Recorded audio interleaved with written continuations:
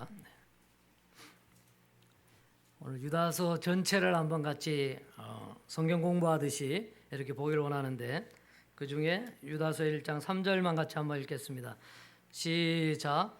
사랑하는 자들아, 우리가 일반으로 받은 구원에 관하여 내가 너에게 편지하려는 생각이 간절하던 차에 성도에게 단번에 주신 믿음의 도를 위하여 힘써 싸우라는 편지로 너희를 권하여야 할 필요를 느꼈노니. 아멘. 오늘 오전에 말씀드린 대로 오후 예배는 유다서 요약 강해하는 시간을 갖도록 하겠습니다. 성경이 서로 연결이 되어 있거든요. 그래서 창세기부터 요한계시록까지 다 연결이 되어 있고, 성경은 누구에 대해서 기록한 거죠? 예수님에 대해서 기록한 겁니다.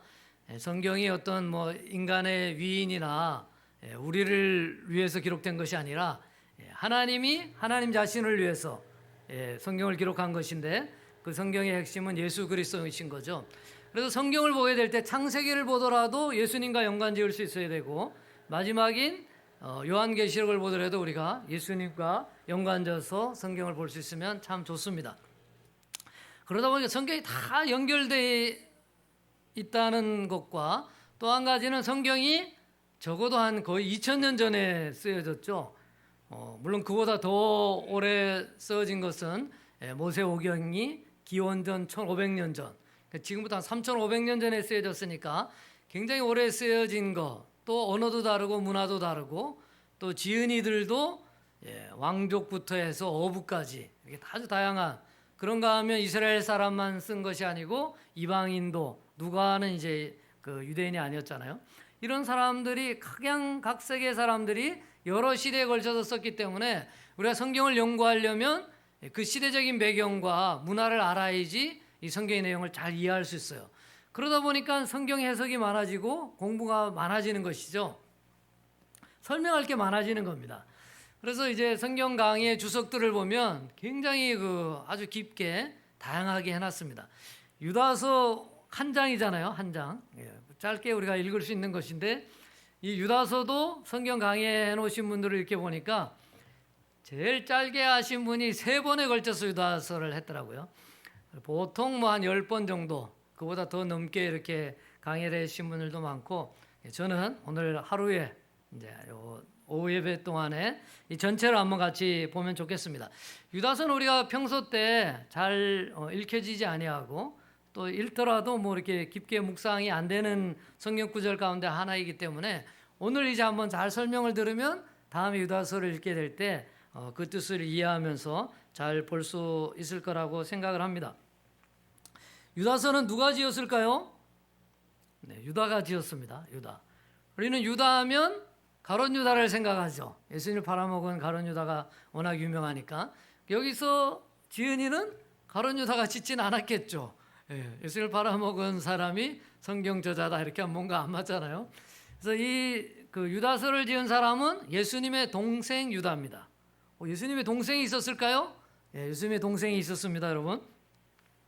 마태복음 13장 55절에 보면, 이는 그 목수의 아들이 아니냐, 그 어머니는 마리아, 그 형제들은 야고보, 요셉, 시몬, 유다라 하지 않느냐. 그래서 예수님이 맏아들이고, 예수님 뒤에도 야고보, 요셉, 시몬, 유다라는 아들을 예수님의 아버지인 요셉과 마리아 사이에서 태어난 것이죠. 그 다음에 우리가 또 유명하신 분이 이제 야고보가 있죠. 예수님의 바로 밑에 동생 야고보가 야고보서를 기록한 겁니다. 그래, 야고보서를 기록한 사람은 예수님의 제자 야고보가 아니고 예수님의 동생 야고보인 거죠. 이 예수님의 동생 야고보는 신약 시대 때 굉장히 중요한 역할을 했습니다. 사도행전 15장 16장쯤에 나오는 그 예루살렘 그 회의가 있었어요. 그 신약 시대 때, 이제 초대교회 때 이방인들을 어떻게 대할 것인가, 구원에 대한 도의 기준을 어떻게 정할 것인가, 이런 중요한 예루살렘 회의의 회의장이 누구셨냐면 바로 야고보, 예수님의 동생 야고보였습니다. 그런데 우리가 성경을 보면 예수님이 이런 말 한 적이 있죠. 인자가 고향에서는 인정을 받지 못한다, 이런 말이 있죠. 그리고 실제로 마리아나 야고보, 유다 이런 이제 동생들이 예수님을 그렇게 인정해 주지 않았습니다. 그 12살 때 성전에서 그 가르칠 때도 그랬고, 공생애를 시작할 때도 그렇게 예수님을 하나님의 아들로 믿지를 못했던 것을 성경을 통해서 우리가 알 수가 있어요. 그런데 예수님의 십자가의 죽으심, 부활, 승천을 겪어서 경험한 다음에 그때서야 이제 마리아는 마음에 두었기 때문에 그 아들들에게 자세히 설명했겠죠. 그때 이제 이들에게 믿음이 들어가서 야고보는 야고보서를 기록하고 또 예루살렘에서 중요한 역할을 맡는 그러한 믿음의 사람으로 바뀌었고, 유다 역시 성경을 기록할 정도로 믿음이 출중한 사람으로 바뀌었던 것을 성경을 통해서 우리가 알 수가 있는 것입니다. 유다서 1장 1절부터 마지막 절까지 한 절씩 보면서 제가 설명을 해드리도록 하겠습니다. 1절에 보면 예수 그리스도의 종이요 야고보의 형제인 유다는 부르심을 받은 자 곧 하나님 아버지 안에서 사랑을 얻고 예수 그리스도를 위하여 지키심을 받은 자들에게 편지하노니, 이렇게 하면서 편지를 수신하는 믿음의 사람들을 일컫는 몇 가지 단어들이 있습니다. 첫 번째, 부르심을 받았다 이렇게 이야기합니다. 먼저 이것을 설명하기 전에 유다는 자기를 설명하면서 예수 그리스도의 종이다 이렇게 설명합니다. 예수님의 동생인데, 여러분 집에 형제보다 자기 형이나 누나라고 해서 그들의 나는 종입니다 이렇게 설명하는 사람 아무도 없죠. 유다는 자기의 육신의 형이지만 예수님을 하나님의 아들로 진정으로 믿고 고백했던 것을 알 수가 있습니다. 그러면서 또 야고보의 형제인 유다는 이것을 예수 믿는 사람들한테 다 쓸 건데 나는 예수님의 형제다 이렇게 표현하면 얼마나 좋겠습니까? 그죠? 근데 그렇게 표현하지 않고 예수님과 자기는 신과 창조주와 피조물이라는 것을 유다는 바로 인식했던 것을 알 수가 있습니다. 그러면서 이 편지를 받는 믿음의 사람들을 뭐라고 일컫냐면 부르심을 받은 자다 이렇게 이야기합니다. 신약시대 때 초대교회 때 부르심을 받았다는 단어는 예수 그리스도를 믿는 그리스도인과 똑같은 단어로 쓰였다고 합니다. 우리는 그리스도인이죠. 예수님을 영접했기 때문에 우리는 부르심을 받은 자인 것입니다. 무엇에 부르심을 받았습니까? 예수 그리스도를 증거하는 일에 저와 여러분이 부르심을 받은 줄로 믿습니다. 그 다음에 사랑을 얻었고 또 예수 그리스도를 위하여 지키심을 받은 자다. 여러분 이것이 전부 우리나라는 형용사가 발달되어 있죠. 우리말에는 뭐 울룩불룩, 뭐 알록달록, 뭐 이런 아주 다양한 그 언어가 다른 언어에는 잘 없습니다. 다른 언어는 비슷하게 조금씩만 바꾸고 이러죠. 우리는 이제 아주 다양한 그 형용사가 많은데 영어나 라틴어 이런 쪽에는 동사가 많이 발달되어 있어요. 동사를 우리가 잘 이해할 때 성경에서 받는 은혜가 큽니다. 부르심을 받은 자, 사랑을 얻고 지키심을 받은 자, 이러면 우리는 이게 과거인지 현재인지 미래인지도 잘 이렇게 구분이 안 되는 정도인데 이 헬라어에서는 전부 과거형으로 쓰였습니다. 부정과거형으로 쓰여가지고 전에도 제가 몇 번 설명드린 적이 있는데 이미 부르심을 받았고 이미 사랑을 얻었고 지키심을 확실하게 받은 사람인데 그 효과가 지금도 있고 우리가 죽을 때까지 그 효과가 미치는 것이 부정과거형이라고 설명을 드렸습니다. 2절에 보면 긍휼과 평강과 사랑이 너에게 더욱 많을지어다. 사도 바울도 서신서를 쓸 때 하나님의 은혜와 사랑, 은혜와 평강을 굉장히 강조를 많이 했는데 여기 유다서에서도 긍휼은 은혜를 설명하죠. 은혜와 평강, 사랑을 강조하고 있습니다. 그러면서 3절에 이 유다서를 쓴 목적을 기록하고 있어요. 사랑하는 자들아, 우리가 일반으로 받은 구원에 관하여 내가 너에게 편지하려는 생각이 간절하던 차에, 원래는 일반으로 얻은 구원론에 대해서 쓰려고 했다는 것입니다. 구원은 행위로 받는 것이 아니라 하나님의 은혜로 믿음으로 구원받는 것이다. 이런 것들을 이제 성경을 토대로 유다가 이렇게 쭉 설명하려고 했던 것이죠. 그런데 조금 이 편지의 성격이 바뀌어진 이유가 그 중간 부분에 나오죠. 성도에게 단번에 주신 믿음의 도를 위하여 힘써 싸우라는 편지로 너희를 권하여야 할 필요를 느꼈노니, 이렇게 되어 있습니다. 오늘 제가 제목으로 삼은 거죠. 단번에 주신 믿음의 도. 우리에게 주신 믿음은 우리가 노력해서 한참 있다가 이렇게 얻는 것이 아니고 하나님의 은혜로 단번에 우리가 믿음을 얻게 됐고 구원을 받은 줄로 믿습니다. 그런데 이렇게 하나님께서 성도에게 단번에 주신 이 믿음의 도에 의심을 갈 만한 일들이 교회 안에서 벌어지고 있다는 것이죠. 그래서 그 잘못된 것을 바로잡기 위해서 유다가 이 편지를 썼다고 3절에 설명하고 있는 것입니다. 4절에 보면 이는 가만히 들어온 몇이 있음이라. 그들은 옛적부터 이 판결을 받기로 미리 기록된 자니 경건하지 아니하여 우리 하나님의 은혜를 도리어 방탕한 것으로 바꾸고 홀로 하나이신 주제 곧 우리 주 예수 그리스도를 부인하는 자니라. 여기 이단의 특징이 가만히 들어왔다고 합니다. 요즘도 가만히 들어오는 대표적인 이단이 신천지입니다, 여러분. 여호와의 증인이나 그 정명석 이런 건 밖에서 이렇게 신자들을 뺏어가죠. 근데 신천지는 교육을 받습니다. 교회로 갑니다. 교회 등록을 합니다. 열심히 다녀서 집사를 받고 권사를 받습니다. 한 3년에서 5년쯤 있으면 자기의 본색을 드러냅니다. 그래서 한 구역을 다 이렇게 가져가든지 작은 교회는 통째로 교회가 신천지로 넘어가는 일들이 많이 발생하고 있습니다. 가만히 들어오는 거죠, 이단의 특징은. 여기 옛적부터 이 판결을 받기로 미리 기록된 자니, 이단은 하나님의 심판을 받는다. 이 기록이 어디에 있냐면 에녹 1서라는 게 있습니다. 에녹 1서라는 건 처음 들어보죠, 여러분. 저도 이제 이 성경 공부하면서 주석을 보니까 성경을 우리가 정경이라 합니다.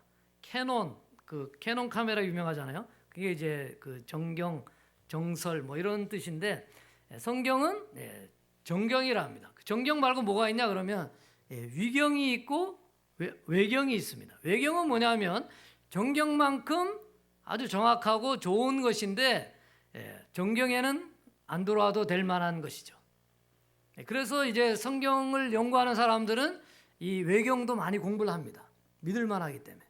그런데 외경 말고 또 위경이라는 게 있습니다. 위경은 뭐냐면 성경과 관련된 내용들이 많이 있는데 좀 거짓이 많이 섞여 있는 것입니다.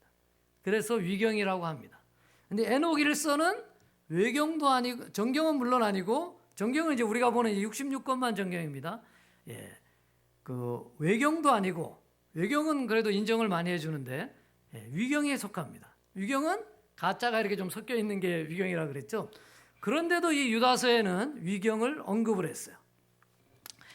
그리고 이것이 성경으로 되었다는 말은 적어도 위경에 틀린 말들이 많이 있지만 이 유다서에 기록된 에녹 1서라는 위경에 적혀 있는 내용들은 정확한 것이다. 이렇게 우리가 볼 수 있습니다. 왜 그렇습니까? 성경은 오류가 없기 때문에 그렇습니다. 여기 가만히 들어온 이단은 영지주의자들을 말합니다. 초대교회 때 이단을 영지주의라 합니다. 영지주의 뭐냐면 영적인 것만이 옳은 것이다. 영적인 것만이 좋은 것이다. 이런 것이에요.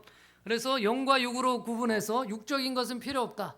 우리가 이제 한번 구원을 받았으니까 육체적으로는 화랑방탕하게 방종하며 살아도 아무 문제가 없다. 이런 것입니다. 여러분, 제가 전에 예배소설을 우리가 같이 공부하게 될 때 이런 내용이 있었습니다.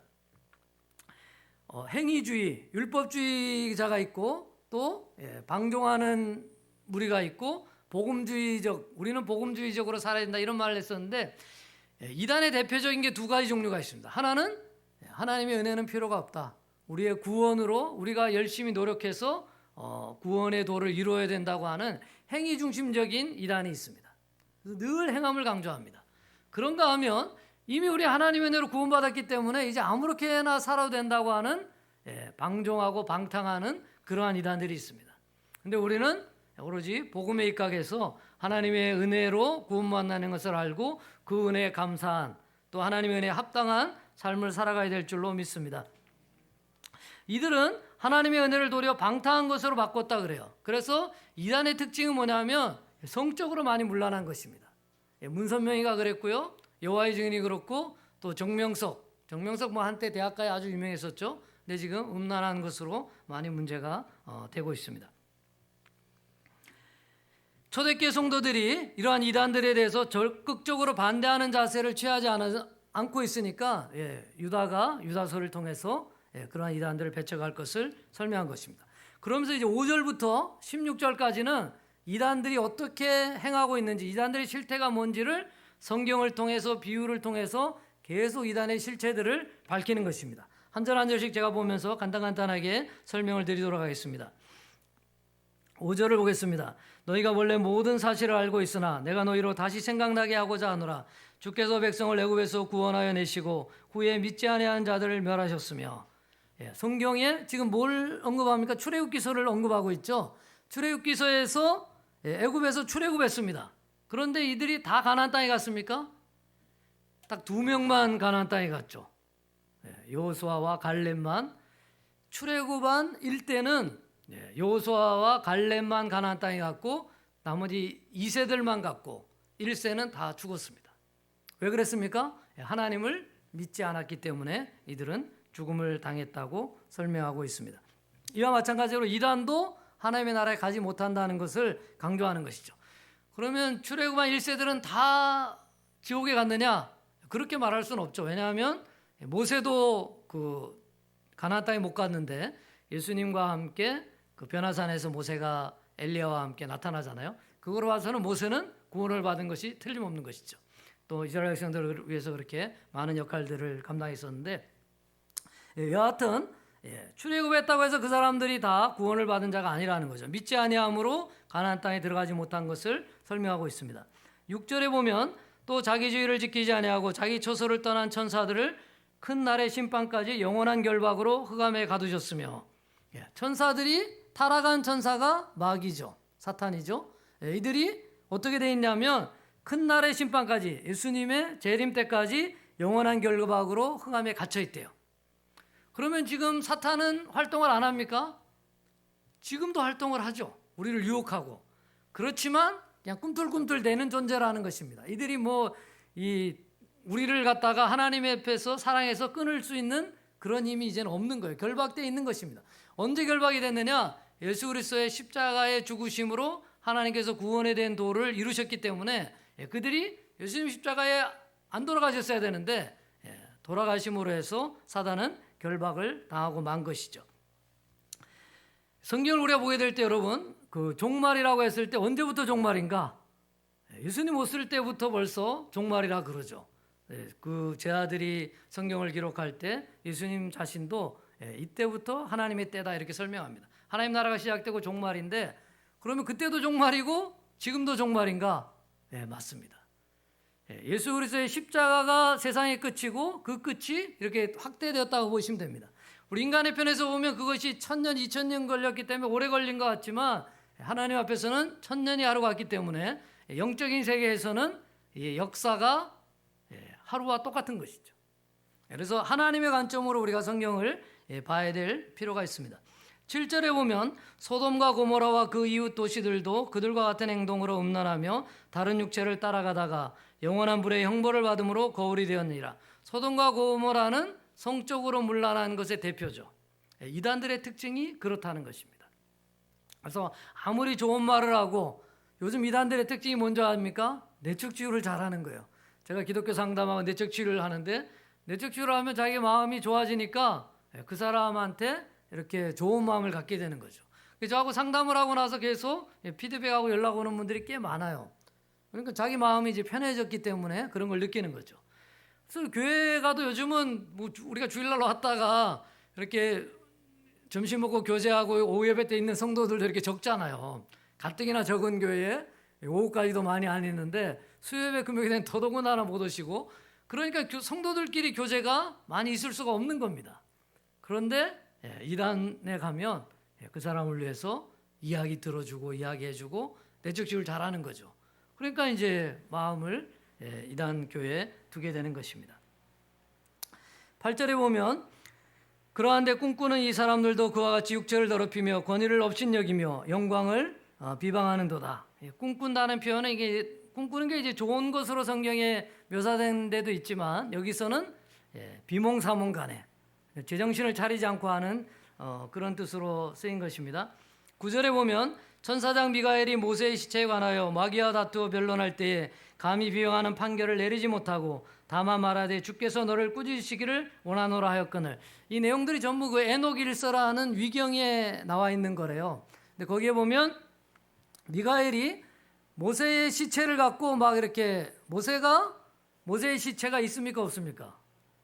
죽었으니까 시체가 있을 것인데 어디에 있는지 모른다고 성경에 기록되어 있죠. 아마도 이제 성경학자들은 모세가 이스라엘에서 출애굽한 그 유월절은 이스라엘의 최대 명절입니다, 여러분.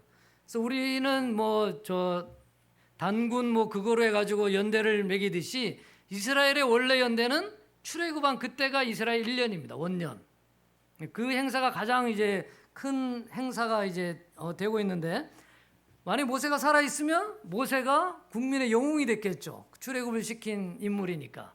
그래서 하나님이 모세의 시체를 못 찾게끔 한 거 아닌가, 이렇게 성경학자들이 해석하기도 합니다. 근데 여기서 지금 뭘 말하냐면, 미가엘이라는 천사가 천사장입니다. 그러니까 하나님 다음이 미가엘이에요. 물론 우리가 이제 이 다음에 하나님 나라 가서는 천사보다 더 귀한 존재로 변하지만, 지금은 천사보다 못한 존재죠. 우리는 영적인 존재가 아닌데 천사들은 영적인 존재입니다. 피조물이지만 영적인 존재거든요. 그래서 천사장은 대단하기 때문에 미가엘이 판단하고 꾸짖고 이렇게 할 수 있는데, 그렇게 하지 않았다는 겁니다. 그 에녹 1세에서도. 그런데 하물며 가만히 들어온 이단 너희들이 교회를 비방하고 그렇게 살아서 되겠느냐 하면서 질책하는 내용인 것입니다. 10절에 보면, 이 사람들은 무엇이든지 그 알지 못하는 것을 비방하는도다. 또 그들은 이성 없는 짐승같이 본능으로 하는 그것으로 멸망하느니라. 위에 말 이어지는 것이고요. 11절부터 보면 11절에 세 가지 사람이 언급됩니다. 11절 한번 잠을 깨는 의미에서 같이 한번 읽어보겠습니다. 시작.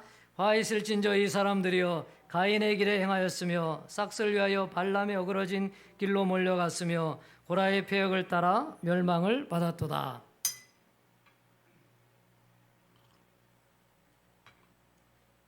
성경을 공부하신 분들은 이 세 명을 다 알지만 성경을 잘 안 읽으시고 설교만 들으신 분은 가인은 알죠, 그죠? 가인의 길은 어떠한 길입니까? 하나님과 대적하는 길이고 자기중심적인 삶을 살아가는 것입니다. 하나님이 가인의 제물은 받지 아니하고 아벨의 제물만 받죠. 왜 그렇겠습니까? 성경에는 아벨이 믿음으로 드렸기 때문에 받았다, 이렇게 설명하는데, 믿음으로 드렸다는 것은, 믿음은 또 우리가 배웠듯이 자기한테서 드러나는 것이 아니고 하나님 주신 거기 때문에 하나님 마음대로 받으신 겁니다. 쉽게 말하면 가인 건 안 받았어요. 그럼 가인은 어떻게 됩니까? 아벨 것은 받았는데 내 것은 하나님 받지 않았구나 하면서 하나님 앞에 회개하면서 하나님의 은혜를 간구해야 되는 것이죠. 그런데 가인은 그러지 아니하고 아벨을 죽였죠. 자기중심적인 삶, 자기가 볼 때 기분 나쁜 것은 허락하지 아니하는 그런 삶을 산 것이죠. 두 번째 사람은 발람입니다. 우리 발람, 또 성경은 발락도 있죠. 헷갈리죠. 저도 많이 헷갈렸었는데, 발락은 임금이고요, 발람이 선지자입니다. 근데 이 발락이라는 사람이 이스라엘을 멸망시키고 싶은 거예요. 그래서 발람은 이스라엘 선지자입니다. 이스라엘 선지자를 꼬셔가지고 이스라엘 저주하라, 이렇게 성경에서 나오고 있습니다. 근데 발람이 저주하려고 돈을 많이 받았어요. 그러니까 저주하려고 하는데 하나님께서 발람에게 나타나서 저주를 못하게 합니다. 그래서 결국 저주를 못해요. 그러면 이제 발람은 좋은 사람이었는가? 그러진 않고 나중에 또 다른 성경에 보면 발락을 꼬십니다. 하나님이 저주하지 말아서 내가 지금 저주를 못하지만 이스라엘이 스스로 망하게 하는 방법이 있습니다. 그것은 이스라엘 사람들로 하여금 우상을 숭배하게 하고 또 성적으로 타락하게 만들면 하나님께서 이스라엘 백성을 저주하게 할 겁니다 하면서 발락의 꼬임을 성경에 나오고 있습니다. 그것을 빗대서 발람의 어그러진 길로 몰려가는 이단들이다, 이렇게 설명하는 것입니다. 마지막 세 번째 사람은 고라의 패역을 따라 멸망을 받았도다, 이렇게 합니다. 고라는 그 출애굽기에 보면 모세와 아론에 대적한 사람입니다. 하나님께서 이 고라를, 하나님이 세우신 사람을 대적하니까 땅이 입을 열어서 고라의 족속들을 멸하였다. 땅이 삼켜버렸대요. 그런 이제 큰 벌을 받는, 그래서 자기의 멋대로 행하고 신자들을 유혹시키고 또 영적인 권위자에 대적하는 것이 이단의 형태임을 빗대어서 설명한 것입니다. 이 유다라는 사람이 문법적인 기교가 뛰어난 것 같아요. 12절부터는 보면 또 세상의 것들을 가지고 이 이단들을 비유하고 있습니다. 그들은 기탄 없이 너희와 함께 먹으니 너희의 애찬의 암초요. 우리는 이제 모일 때마다 성찬을 하지 않잖아요. 근데 신약 시대 때는 모일 때마다 성찬을 했답니다. 지금도 이제 그리스도교라는 교파가 있습니다. 기독교 안에. 제가 이제 어릴 때 그 그리스도 교파 안에서 자랐는데 지금도 매주 성찬식을 합니다. 그런데 이 성찬식을 거룩하게 행해야 되는데 그러지 못하는 애찬의 암초로 했다는 것이죠. 또 자기 몸만 기르는 목자요, 바람에 불려가는 물 없는 구름이요. 이스라엘 땅 이런 데는 비가 많이 안 오니까 구름이 오면 비가 오겠구나 하면서 기대를 갖는 거예요. 근데 그 구름에 물기가 없는 거죠. 뭐 죽고 또 죽어 뿌리까지 뽑힌 열매 없는 가을나무요. 이단은 겉은 번지르하지만 또 공격적이고 막 이렇게 나서서 하지만 그들에게는 진정한 열매가 없다는 것을 이야기하고 있습니다. 13절에 이어서 설명합니다. 자기 수치의 거품을 뿜는 바다에 거친 물결이요 영원히 예비된 캄캄한 흑암으로 돌아갈 유래하는 별들이라. 물결의 거품은 아무 소용이 없는 것이죠. 또 흑암으로 돌아갈 유래하는 별들이라. 이것은 이제 천사들을 빗대어서 이야기하는데 타락한 천사들이 갈 곳이 없다는 것을 비유해서 설명하는 것입니다. 그들과 같은 이단의 실제라는 것이죠. 14절에 보면 아담의 7대 손 에녹이 이 사람들에 대하여도 예언하여 이르되 보라 주께서 그 수만의 거룩한 천사자와 거룩한 자와 함께 임하셨나니. 선생님 저 히터를 좀 꺼주시면 좋겠습니다. 부지런히 설명하겠습니다. 에녹이 아담의 7대 손입니다. 근데 에녹이 사람들에 대하여 예언하여 이르되, 에녹이 예언한 거 여러분 성경에서 본 적 있습니까? 아무 데도 안 나옵니다. 정경에. 이것도 역시 위경을 설명한 겁니다. 위경에 에녹이 뭐라고 이제 했냐면 하나님이 나에게 너희 아들이 죽는 날이 이 땅이 멸망할 것이다. 이런 이제 예언을 에녹이 했다는 거예요. 에녹의 아들이 누구죠? 무드셀라. 무드셀라가 성경에서 가장 오래 산 사람입니다. 얼마를 살았죠? 969세를 살았죠. 제일 오래 살았어요, 이 무드셀라가. 근데 에녹은 하나님과 동행할 수밖에 없었습니다. 왜 그렇습니까? 자기 아들 무드셀라를 낳으면서부터 하나님이 바로 예언을 해주시니까 이 아들이 죽는 날이 바로 이 땅이 멸망할 날이다. 그리고 실제로 무드셀라가 969세에 죽었을 때 노아 홍수가 시작된 날입니다. 성경을 횟수를 연구해 보면 그렇게 딱 떨어지죠. 물론 에녹은 자기 아들이 죽는 것을 보지 못하고 하나님 앞에 승천해서 올라갔죠. 죽음을 맛보지 않고. 에녹이 하나님과 동행했다는 이런 표현을 성경에 쓰는 이유는 이 위경에서 설명이 되는 것이죠. 하나님의 예언을 받았기 때문에 자기 아들이 조금만 아파도 지구가 멸망하는가 이렇게 생각하지 않았겠습니까? 자기 아들이 죽는 날이 지구의 멸망이라는 하나님의 예언을 받았기 때문에 그런 것이죠. 그런데 에녹이 예언해서 이 멸망이 올 거라는 예언이 바로 이 이단들에게도 이루어질 것이라는 것을 여기서 설명하고 있는 것입니다. 15절에 이는 무사람을 심판하사 모든 경건하지 않은 자가 경건하지 않게 행한 모든 경건하지 않은 일과 또 경건하지 않은 죄인들이 주를 거슬러 한 모든 완악한 말로 말미암아 그들을 정죄하려 하심이라 하였느니라. 계속 이단을 지금 비난하는 글을 유다가 쓰고 있는 것입니다. 16절에 보면 이 사람들을 원망하는 자며 불만을 토하는 자며 그 정욕대로 행하는 자라 그 입으로 자랑하는 말을 하며 이익을 위하여 아첨하느니라. 17절에 사랑하는 자들아 너희는 우리 주 예수 그리스도의 사도들이 이미 한 말을 기억하라. 사도들이 무슨 말을 했냐면 18절에 말을 했다는 거죠. 그들이 너에게 말하기를 마지막 때에 자기의 경건하지 않은 정욕대로 행하며 조롱하는 자들이 있으리라 하였나니. 자, 베드로후서 3장 3절에 베드로가 이런 말을 했습니다. 먼저 이것을 알지니 말세에 조롱하는 자들이 와서 자기의 정욕을 따라 행하며 조롱하며. 자, 말세는 지금 우리 때가 말세라고 생각하죠. 근데 여기 지금 유다서는 사도의 예언이 지금 유다도 지금 60년 70년 이렇게 살던 사람이거든요. 예수님의 동생이니까. 그런데 자기 때에 이미 마지막 때 사도들이 예언한 것이 지금 이단들을 통해서 이루어지고 있는 것이다 이렇게 설명하는 것이에요. 제가 아까 설명했죠. 성경에서 마지막 때라는 것은 예수 그리스도의 십자가의 죽으심이 이미 마지막 때의 시작이고 마지막 때의 완성을 향해서 가고 있다. 성경에서 마지막 때는 십자가부터 예수 그리스도의 재림까지 전부 다가 마지막 때라는 것을 이해하고 보실 필요가 있습니다. 19절에 보면 이 사람들은 분열을 일으키는 자며 육에 속한 자며 성령이 없는 자니라. 이렇게 교회에서 분열을 일으키고 육체의 방탕함으로 일삼는 사람들은 하나님 앞에 속한 사람이 아닌 것이죠. 이렇게 쭉 이단에 대해서 쭉 설명한 다음에 마지막으로 신자들에게 어떻게 살 것에 대해서 이제 강조하는 것입니다. 이것을 같이 보기를 원합니다.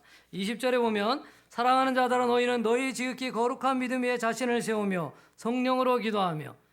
믿음의 삶을 살아가라는 것이죠. 믿음을 굳게 지키는 것이고 성령으로 기도하며. 우리가 원하는 것들을 기도하죠. 그래도 하나님 다 알아서 들으시고 우리의 필요를 채우시지만 성령의 감동을 받아서 기도해야 됩니다. 성령의 감동을 받아서 기도한다는 것은 말씀을 많이 알아야 되겠죠. 말씀을 깨달은 대로 우리가 기도해야 되는 것입니다. 또 하나님이 또 초자연적인 역사로 우리 감동을 주게 될 때도 그 감동하심을 따라서 내 생각과 내 판단으로만 기도하는 것을 여기서 설명하고 있지 않죠. 21절에 보면 하나님의 사랑 안에서 자신을 지키며 영생에 이르도록 우리 주 예수 그리스도의 긍휼을 기다리라. 믿음이 나와 있죠. 여기 또 하나님 사랑 안에서 사랑이 나와 있죠. 영생에 이르도록 우리 주 예수 그리스도의 긍휼을 기다리라. 소망이 있죠. 하나님께서 우리를 마지막에 긍휼의 은혜를 베푸실 것을. 그래서 믿음, 소망, 사랑에 대해서 유다서도 역시 언급하고 있는 것입니다. 그러면서 또 22절에 보면 어떤 의심하는 자들 긍휼히 여기라. 23절에 또 어떤 자들을 불에서 끌어내어 구원하라. 또 어떤 자를 그 육체로 더럽힌 옷까지도 미워하되 두려움으로 긍휼히 여기라.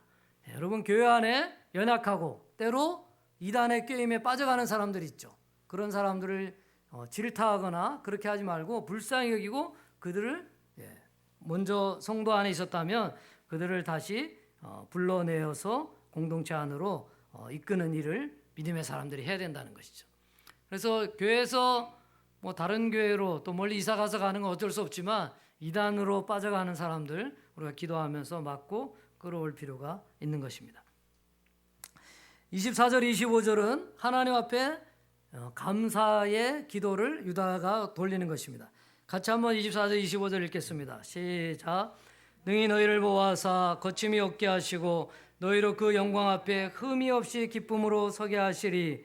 곧 우리 구주 홀로 하나이신 하나님께 우리 주 예수 그리스도로 말미암아 영광과 위엄과 권력과 권세가 영원 전부터 이제와 영원토록 있을지어다. 아멘. 하나님 앞에 감사의 영광을 올려드리는 것인데 여기 24절에 보면 너희로 그 영광 앞에 흠이 없이 기쁨으로 서게 하시리. 여러분, 우리가 뭐 대체로 좀 잘하기도 하지만 흠이 없다는 표현에 동의하기가 어렵죠. 누구나 다 조금씩의 흠이 있는 것이에요.